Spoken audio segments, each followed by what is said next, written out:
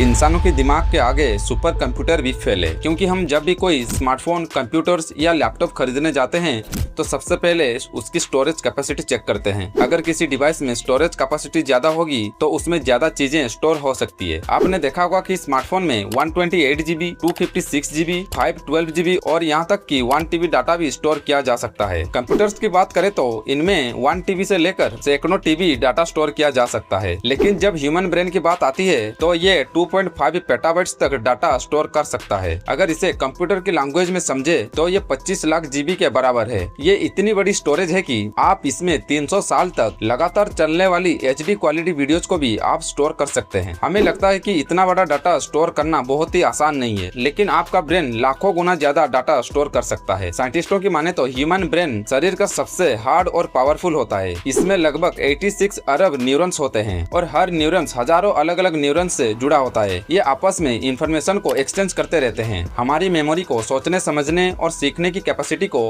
Regulate करते हैं। हमारे दिमाग की यही नेटवर्किंग ही इसकी स्टोरेज कैपेसिटी को तय करता है। हमारा ब्रेन बहुत पुरानी बातों को भी याद रखने में कैपेबिलिटी भी रखती है और इसमें लगातार यादें स्टोर होती रहती है। इसकी कैपेसिटी दुनिया के सभी सुपर कंप्यूटर से भी बहुत ज्यादा है, जितना आप सोच भी नहीं सकते। हमारा दिमाग जानकारी को सीधे किसी फाइल या फोल्डर पे स्टोर नहीं करता। ये हमारी एक्सपीरियंस, इमोशन और नोटिफिकेशन न्यूरॉन्स के बीच बनने वाले कनेक्शन और उनके मजबूत या कमजोर होने के आधार पर स्टोर होती है। इसी प्रक्रिया को न्यूरोप्लास्टिसिटी कहा जाता है, जिसमें दिमाग खुद को नई जानकारी के हिसाब से ढलता है। ह्यूमन ब्रेन की स्टोरेज कैपेसिटी बहुत ज्यादा होती है, लेकिन इसका मतलब ये नहीं कि हम हर चीज याद रख सकते हैं। हमारा दिमाग इम्पोर्टेंट इन्फॉर्मेशन को ही ज्यादा प्रायोरिटी देता है और बेकार की जानकारी को भूल जाता है। इसी कारण से कुछ बातें जल्दी याद रह जाता है, जबकि कुछ हम जल्द ही भूल जाते हैं। फैक्ट बात यह भी है कि हर इंसान के दिमाग की मेमोरी कैपेसिटी अलग होती है। ये इस बात पर डिपेंडेंट करता है कि